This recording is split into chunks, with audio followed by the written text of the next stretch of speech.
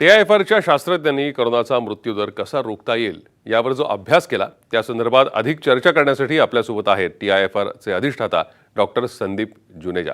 Doctor Sandeep Juneja, आपलं साम टीव्हीमध्ये स्वागत, या चर्चेत स्वागत. सुरुवातीला डॉक्टर आम्हाला सांगाल की करोनाच्या या दुसऱ्या लाटेचा जो तुम्ही अभ्यास केला त्याची अभ्यास पद्धती नेमकी काय होती, नेमकी ही करोनाची दुसरी लाट आहे कशी, तिचं स्वरूप काय आहे? देखिए, हमारे पास है ये मुंबई के लिए एक कंप्यूटर मॉडल है. ये TFRIC ने पहले बनाया था पिछले साल, जिसमें हम 13 मिलियन लोग जो हैं मुंबई के, हर एक को आइडेंटिटी मिली होती है कंप्यूटर में. तो वी हैव डिस्ट्रीब्यूटेड देम इस तरह से कि सिटी के साइज के हिसाब से, वार्ड के हिसाब से, एज डिस्ट्रीब्यूशन के हिसाब से.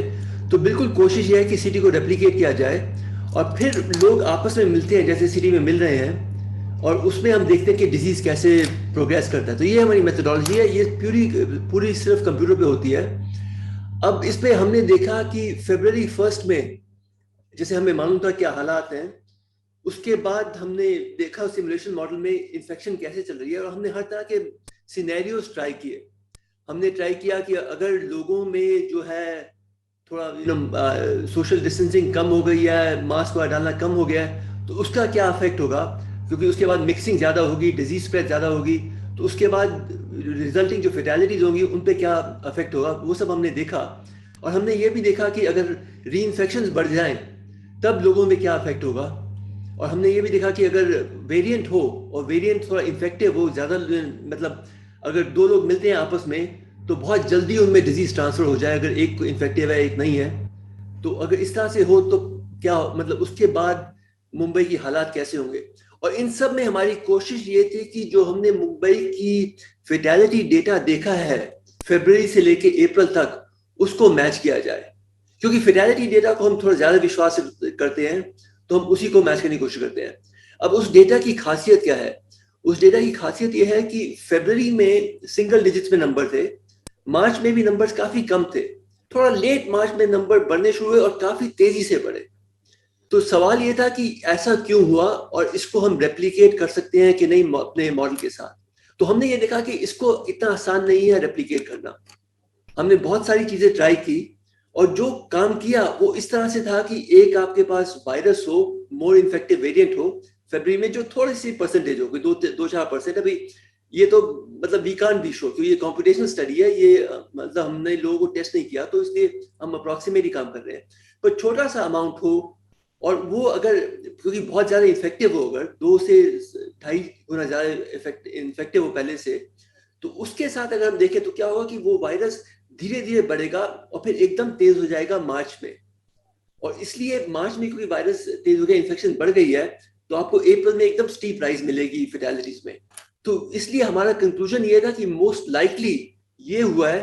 बाकी सब जो हम चीजें करते हैं, बाकी जो हमने चीज अपने मॉडल में ट्राई किया, हमारी जो कोशिश थी कि रियलिटी को रेप्लिकेट किया जाए, उसको दोबारा कंप्यूटर में देखा जाए, तो सिर्फ इसी तरह से होता. बाकी और सब सिनेरियोज में वो रियलिटी हम कैप्चर नहीं कर पा रहे थे. तो इसलिए हमारी अभी तक अनुमान ये है कि मोस्ट लाइकली रीजन जो हमने फेटेलिटीज देखी, केसेस भी एकदम टेक ऑफ कर गए थे मिड मार्च में और फेटेलिटीज टेक ऑफ कर गई अप्रैल में. मोस्ट लाइकली रीजन यही है कि हाईली इन्फेक्टिव वेरिएंट, कोई 2-2.5 गुना ज्यादा इन्फेक्टिव पुराने वेरिएंट से, जो पहले कम था और एकदम तेजी से बढ़ गया.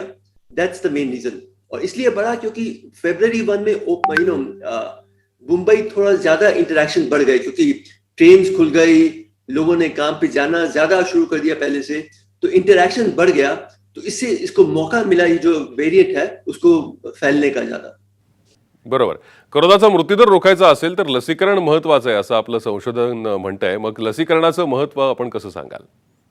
देखिए, आमतौर पे जो कम से कम पिछले साल हमने देखा और जो हमारी अंडरस्टैंडिंग है कि जिनकी उम्र बड़ी है 50-60 से ऊपर, या जिनको कोमोर्बिडिटीज हैं, उनको सबसे ज्यादा रिस्क है फेटेलिटी होने का. तो इसलिए वैक्सीनेशन उनको किया जाए पहले, तो उससे सबसे ज्यादा बेनिफिट्स होते हैं. तो इसलिए अगर वैक्सीनेशन मुंबई में हुए हैं एजेड लोगों के लिए 60 एंड अबव, और जिनको कोमोर्बिडिटीज हैं मंथ ऑफ मार्च में, अप्रैल में, जून में, मई और जून में, उससे फिर काफी फर्क पड़ना चाहिए। तो इसलिए हमारे मॉडल में भी हम देखते हैं, क्योंकि हमने ऐसा मॉडल किया कि जिन जिन लोगों को वैक्सीनेशन हो गया है, और हमने थोड़ा अंदाजा लगाया है कि अच्छा मार्च में 5 लाख के करीब लोगों को वैक्सीनेशन हुआ है, अप्रैल में 15 लाख नए लोगों को हुआ है। इस तरह से हमने अंदाजा लगाया। अगर हमारी कोशिश है कि हम रीजनेबल रहें, तो उससे हमने देखा है कि अगर उनको वैक्सीनेशन दिया गया है और वैक्सीनेशन इफेक्टिव है, मतलब 75% इफेक्टिव है, नॉर्मल पर्सन से 75% आपको प्रोटेक्शन मिल गई है, तो उसके बाद जो आप अभी जो लॉकडाउन हुआ है, अगर खुलता भी है अगर मई 15 को, तो बाय जून 1 फेटेलिटी नंबर्स काफी कम हो जाने चाहिए मुंबई में, मतलब नियर टू द लेवल्स जो हमने देखे थे जनवरी फरवरी में। इतनी हमारे मॉडल के हिसाब से इतना उम्मीद हम कर सकते हैं कि काफी कम हो जाएंगे, क्योंकि जिन लोगों से को ज्यादा रिस्क है उनको प्रोटेक्शन मिल चुकी है वॅक्सिनेशन के साथ। बघितलं तर पहिली लाट जेव्हा आली तेव्हा आपण सगळ्यांनीच लॉकडाऊनमध्ये काही दिवस काढले. ती लाट ओसरल्यानंतर थोडी शिथिलता आली का आणि दुसऱ्या लाटेची हीच कारणं आहेत का? तो हमने पहले भी हमने अनुमान किया था, हमने पहले जो रिपोर्ट की थी कि जब जब भी ट्रेन खुलेगी, इकोनॉमी खुलेगी, जैसे खुली यहाँ पे फरवरी 1 को, तो एक छोटा वेव तो होगा ही, क्योंकि लोगों की मिक्सिंग बढ़ेगी। तो वायरस ऐसा तो नहीं है कि खत्म हो गया है, कुछ वायरस तो है भी हवा में, तो कुछ इन्फेक्शन बढ़ेगी, ये तो हमारा अनुमान था। लेकिन उसके बाद अगर आप उसमें जोड़ दें कि दिसंबर में, जनवरी में, फरवरी में लोगों ने देखा कि केसेस बहुत कम हैं, तो लोगों का बिहेवियर भी चेंज हो गया, अगर उसको भी डाल दो तो वेव थोड़ी और बढ़ जाती है। तो ये तो ठीक है कि इतनी वेव तो होनी थी, पर जो एक्चुअल में हमने देखा, और स्पेशली अगर हम फेटेलिटीज के नंबर्स को देखें या केसेस के नंबर्स को देखें, जो तकरीबन मार्च में केसेस बढ़ने लगे और फेटेलिटीज बढ़ने लगे लेट मार्च और अप्रैल में, वो इतने ज्यादा थे कि इससे एक्सप्लेन नहीं होते, कि सिर्फ लोगों का बिहेवियर चेंज हो गया, इससे इतना ज्यादा नंबर्स नहीं आने चाहिए। तो इसलिए हमारा अनुमान अब तक ये है कि सिर्फ ये कारण नहीं था, इससे कुछ नंबर बढ़ते, पर ज्यादातर नंबर इसलिए बढ़े हैं क्योंकि वेरिएंट जो उसको मौका मिल गया फैलने का, और जो बहुत ज्यादा इन्फेक्शियस है, उसके आने के कारण बहुत ज्यादा लोगों को इन्फेक्शन हुआ। और ये भी आप देख सकते हैं कि जो पहले परिवार में एक आध आदमी को इन्फेक्शन होता था और कभी कभी सब फैमिली को इन्फेक्शन होता, वो भी अब चेंज हो गया। अब सारी फैमिली को इन्फेक्शन पहले से काफी ज्यादा हो रहा है। तो इसका भी एक अनुमान हमारा यही है कि एक्सप्लेनेशन है कि जो वेरिएंट जो है वायरस, वो पहले से बहुत ज्यादा इन्फेक्शियस है। बरोबर आहे. आपण आता दुसऱ्या लाटेचा सामना करतोय. पहिली लाट येऊन गेली. नेमकं या कोरोनाच्या संकटातनं आपण काय शिकायला हवं असं तुम्हाला वाटतं? नहीं, अभी तो खैर प्रिडिक्ट करना तो बहुत ही मुश्किल चीज है ये। अभी देखो, हमने किसी ने भी इस तरह का सेकंड वेव, इतना फिरोशियस सेकंड वेव किसी ने प्रिडिक्ट नहीं किया था। सबको था अच्छा इकोनॉमी खुलेगी, लोग मिक्स होंगे, लोगों का बिहेवियर थोड़ा रिलैक्स होगा तो छोटी वेव होगी, तो ये किसी ने प्रिडिक्ट नहीं किया था। इसी तरह से थर्ड वेव भी प्रिडिक्ट करना आसान नहीं है। अब पर अगर क्या किन चीजों का ध्यान रखा जाए, एक तो हमें अब देखना है कि री इन्फेक्शन जो हो रही है वो पहले से बढ़ रही है कि नहीं, क्योंकि उससे बहुत खतरा हो सकता है। कि काफी लोग मुंबई में स्पेशली स्लम्स में अप्रैल मई में पिछले साल इन्फेक्ट हुए थे, बहुत ज्यादा लोग। अगर उनकी इम्यूनिटी अब खत्म हो जाती है, तो उसके खत्म होने के बाद थर्ड वेव होने का चांस काफी बढ़ जाता है। तो इस पे हमें नजर रखनी है। दूसरा, हमें नजर रखनी है कि हमें टेस्टिंग अपनी बढ़ानी है, कि जो भी वेरिएंट्स हैं उन पे नजर रखें, टेस्ट करते रहें कि वेरिएंट्स जो हैं नए बन रहे हैं, क्या उनकी इन्फेक्टिविटी है, क्या उनकी लिथैलिटी है, मतलब कितने वो हार्म कर सकते हैं, उन सब पे हमें नजर रखना है। और तीसरा, हमें नजर इस बात पे रखना है कि जो वैक्सीन लोगों को दिए हैं, कहीं ऐसे वेरिएंट्स तो नहीं है कि जो वैक्सीन को भी की इम्यूनिटी को भी एस्केप कर सके, क्योंकि अब कहना बहुत मुश्किल है, ऐसी चीजें होनी नहीं चाहिए पर हो भी सकती है। तो और डिपेंडिंग ऑन कब ये सब होता है, थर्ड वेव भी आ सकती है। तो अब मतलब हमारा लेसन ये है कि आगे हमें बहुत ज्यादा कॉशियस रहना है और हर चीज पे ध्यान रखना है, फिर उसके बाद देखेंगे। अभी कहना बहुत मुश्किल है कि कब होगा, कैसे होगा, पर ये बहुत जरूरी है कि हर चीज पे हम नजर रखें आगे आगे चलते हुए। बरोबर आहे.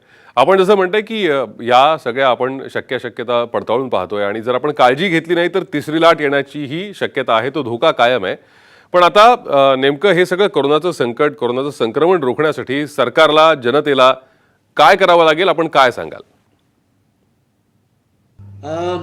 कॉमन पीपल के लिए यही है कि अभी अगर नंबर्स कम भी हो जाती हैं तो कुछ मतलब इसका मतलब ये नहीं है कि खत्म हो गया, तो सब प्रोटेक्शंस हमें मेंटेन करनी पड़ेंगी काफ़ी टाइम तक। और जितना जल्दी हो सके जब भी वैक्सीन अवेलेबल बनता है, हर एक को चाहिए कि वैक्सीनेट हो जाए। ये बहुत ज़्यादा ज़रूरी है। जितने जल्दी लोग वैक्सीनेट हो जाएंगे तो उतना ही वायरस को भी कम मौका मिलेगा वो बदले, म्यूटेट हो। तो इसलिए बहुत ज़रूरी है कि पॉपुलेशन जल्दी जल्दी वैक्सीनेट हो जैसे भी मौका मिले। ये नंबर 1 बात है। दूसरी बात यह है कि आप अपनी सोशल डिस्टेंसिंग वगैरह बनाए रखिए, उसमें लैक्सिटी मत लाइए।